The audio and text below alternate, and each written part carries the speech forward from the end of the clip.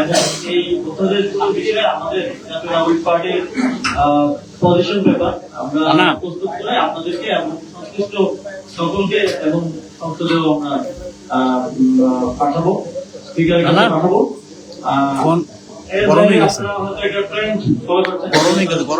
বললেন যে প্রধানমন্ত্রী এবং নির্বাহী বিভাগের ক্ষমতা বৃদ্ধির যে অধ্যাদেশগুলোর মাধ্যমে করা যায়, যে উপায়ের মধ্য দিয়ে করা যায় সেটা রাখা হচ্ছে। কিন্তু যেখানে জবাবদিহিতা করার বিষয় আছে, যেখানে জনগণের কাছে জবাবদিহিতা করতে হয় অ্যাকাউন্টেবিলিটির জায়গাগুলোতে, সেই অধ্যাদেশগুলোকে বাতিল করা হচ্ছে। এবং রাষ্ট্রীয় প্রতিষ্ঠানগুলোর, যেটা আমাদের দীর্ঘ লড়াই, ইভেন আমরা বিএনপিকেও লড়াই করতে দেখেছি, বিএনপিকেও বলতে দেখেছি, সেই প্রতিষ্ঠানগুলোকে আবারও আগের জায়গায় ফিরিয়ে নেয়। এবং এখন আমাদের মনে হচ্ছে বিএনপি তখন যেটা বলতো যে এই আমাদের বিচারালয়ের রাজনীতিকরণ হয়েছে, দুদকের রাজনীতিকরণ হয়েছে এবং রাজনীতির উদ্দেশ্যে ব্যবহার করা হয়, সেটা বিএনপি শুধু বলতো কারণ সে নিজে ব্যবহার করতে পারছে না। এখন সে নিজে রাজনৈতিক ভাবে এই প্রতিষ্ঠানগুলোকে ব্যবহার করার জন্য আবার সেই ক্ষেত্রটা প্রস্তুত করছে। আমরা বারবার ওনাদেরকে সংবিধানের কথা বলতে শুনি এবং সংবিধান সংবিধান সংবিধান শুনতে শুনতে মাথা নষ্ট হয়ে গেছে। এখন মানুষ বিভিন্ন সামাজিক বিষয়ে কথা বলতে গেলেও সংবিধান নিয়ে আসে। কিন্তু আমরা দেখলাম যে প্রশাসক নিয়োগের ক্ষেত্রে তারা সংবিধান লঙ্ঘন করলেন এবং সংবিধানে লেখা আছে যে স্থানীয় সরকার প্রতিষ্ঠানগুলো জনপ্রতিনিধিদের দ্বারা পরিচালিত করতে হবে। এবং জনপ্রতিনিধি মানে হচ্ছে জনগণের ভোটে নির্বাচিত প্রতিনিধি, কিন্তু সেখানে তারা প্রশাসক নিয়োগ দিচ্ছেন। এবং পূর্ববর্তী সময়ে যে অধ্যাদেশ করা হয়েছিল, যেটা এখন আর কোনো প্রাসঙ্গিকতা নেই, সেই অধ্যাদেশগুলো রাখার মাধ্যমে যে কোনো ব্যক্তি কেউ যদি স্থানীয় সরকার প্রতিনিধি হিসেবে নির্বাচিত হন, তাকে যে কোনো সময় অপসারণের ক্ষমতা নির্বাহী বিভাগের কাছে রেখে দেওয়া হচ্ছে। তার মানে বিরোধী দল বা বিরোধী যে কেউ যদি স্থানীয় সরকার নির্বাচনে নির্বাচিত হয়, তাহলে যে কোনো সময় সরকার চাইলে তাকে অপসারণ করতে পারে, অথবা অপসারণের ভয় দেখিয়ে তাকে একটা সরকারের অনুগত নির্বাচিত জনপ্রতিনিধিত্ব পরিণত করতে পারে। এটা আমরা মনে করি বাংলাদেশের গণতন্ত্রের জন্য অত্যন্ত হুমকি স্বরূপ এবং এটা সুস্পষ্ট সংবিধানের লঙ্ঘন। এবং এই আইনটা যে কোনো সময় কোর্টে চ্যালেঞ্জ করলে এটা খুবই দুর্বল একটা জায়গা আছে, এটা সংবিধানের সাথে সাংঘর্ষিক বলে এটা বাতিল হওয়ার একটা সম্ভাবনা আছে। আমরা তথ্য অধিকার অধ্যাদেশ নিয়ে কথা হচ্ছিল, আপনারা দেখবেন যে পৃথিবীর মানুষটা লাস্ট প্রায় 1-2 যুগে সবচেয়ে বেশি আলোচিত বিষয় হচ্ছে রাইট টু প্রাইভেসি। ওয়েস্টে আমরা রেগুলারলি আসলে আন্দোলন দেখি এবং সেখানে বিস্তর আলাপ আলোচনা আছে, বিস্তর তর্ক আছে।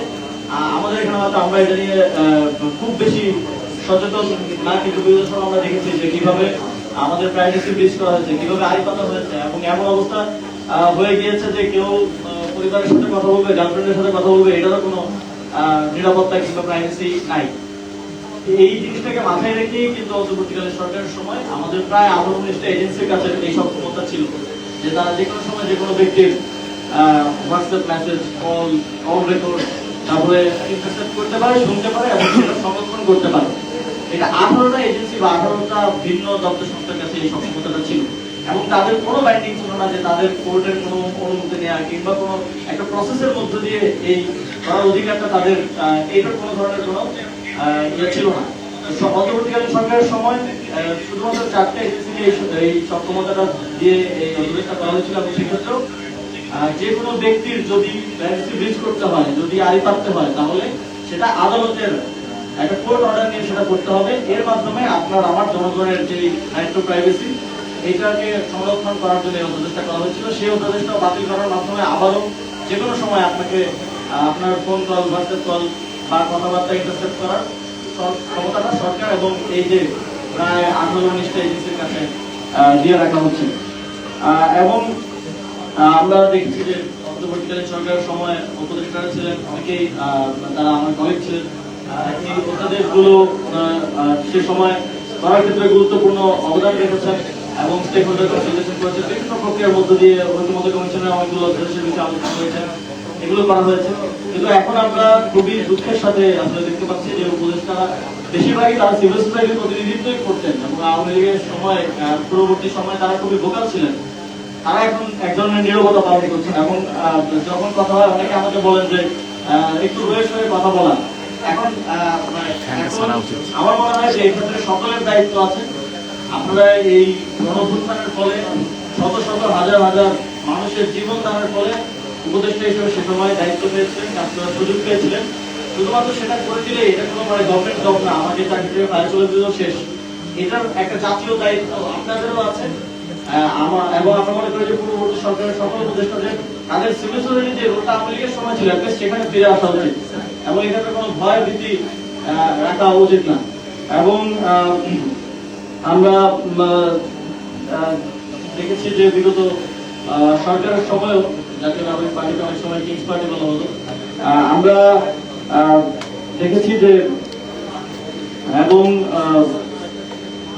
আমরা দেখছি যে বর্তমান সময়ে আবার সরকার যে যে প্রক্রিয়াগুলো অবলম্বন করছে, আমরা ইতিহাসে বিভিন্ন সময় কিংস পার্টি যেভাবে গঠিত হয়েছিল, জাতীয় পার্টি হয়েছিল, বিএনপিও হয়েছিল, যে প্রক্রিয়ার মধ্য দিয়ে হয়েছিল সেই প্রক্রিয়াগুলি আবার অনুসরণ করা হচ্ছে। এই যে প্রশাসক গঠন থেকে শুরু করে এগুলো খুবই পরিচিত প্রক্রিয়া, এর মধ্য দিয়ে একটা স্বৈরাচারের জন্ম হয়। আমরা বিগত সময় আসলে ফ্যাসিবাদ দেখেছি, এখন আমরা আসলে স্বৈরাচারের সকল লক্ষণ আমরা দেখতে পাচ্ছি। আমরা এই গণভোটের যে বিষয়টা, এটাকে অনেকে বিভিন্ন আলোচনায় আমরা দেখছি যে জিয়াউর রহমানের সময় যে গণভোট করা হয়েছিল সেই গণভোটের সাথে তুলনা করা হয়। এটার একটা সুস্পষ্ট পার্থক্য আছে। জিয়াউর রহমানের সময় এই গণভোটের মাধ্যমে লেজিটিমেসি নিয়ে কার্যক্রমের প্রতি এবং এই যে বিভিন্ন প্রসেসের মধ্য দিয়ে তখন এবং এজেন্সিকে ব্যবহার করে একটা কিংস পার্টি তৈরি করার জন্যই মূলত এই পুরো প্রক্রিয়াটা করা হয়েছিল। কিন্তু এবারের গণভোটটা হয়েছে বাংলাদেশের এই রাষ্ট্রের কাঠামোগত সংস্কারের লক্ষ্যে এবং এবারের গণভোটে জনগণ এই কাঠামোগত সংস্কারের পক্ষে হ্যাঁ ভোট দিয়েছে এবং এটাকে বিজয়ী করেছে। ফলে এই গণভোটের রায় যদি আপনারা না মানেন তাহলে এই সরকারকে আমরা সেদিন থেকেই অবৈধ সরকার বলা শুরু করবো এবং আমরা এটার জন্য সময় নিব না। আপনারা যেমন এই যে আমাদের সকল অর্জন ধূলিসাৎ করে দেওয়ার জন্য সময় নিচ্ছেন না, আমরাও কিন্তু সেটার জন্য সময় নিব না। আপনারা যেটা বলছেন যে অনেক সময় আপনারা বলেন, বিভিন্ন আলোচনায় বলেন যে 15 বছরের অনুষ্ঠান হবে না, 20 বছরের হবে না। এটার নজির আছে বাংলাদেশে যখন 69-এর অর্জনটা রক্ষা করা যায় নাই, 71-এই মুক্তিযুদ্ধ হয়েছে। তো আবার 24-এর অর্জন রক্ষা করা না গেলে আবার 26-27-ও এরকম কোন ঘটনা ঘটে যেতে পারে।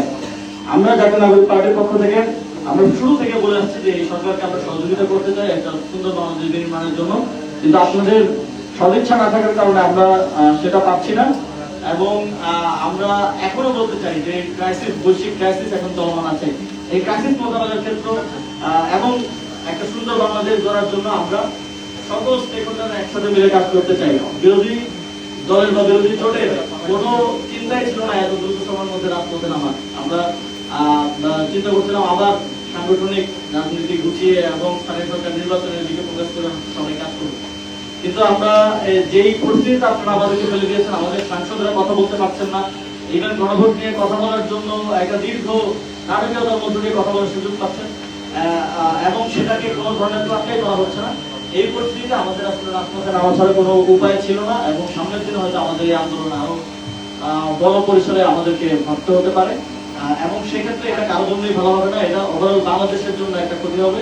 এই জন্য আমরা আপনাদেরকে আহ্বান জানাতে চাই, এখন আপনারা হুঁশে ফিরে আসুন এবং আপনারা মনে করুন যে আপনাদের সাথে বিগত সময় কি কি হয়েছিল এবং সেই জায়গা থেকে সদিচ্ছা দেখান এবং একসাথে আমরা একটা সুন্দর বাংলাদেশ করি।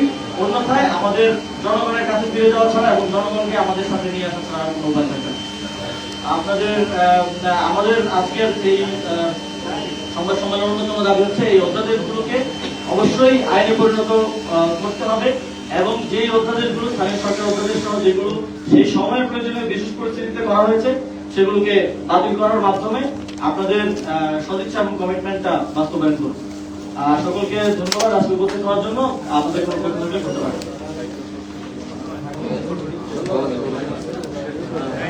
ধন্যবাদ।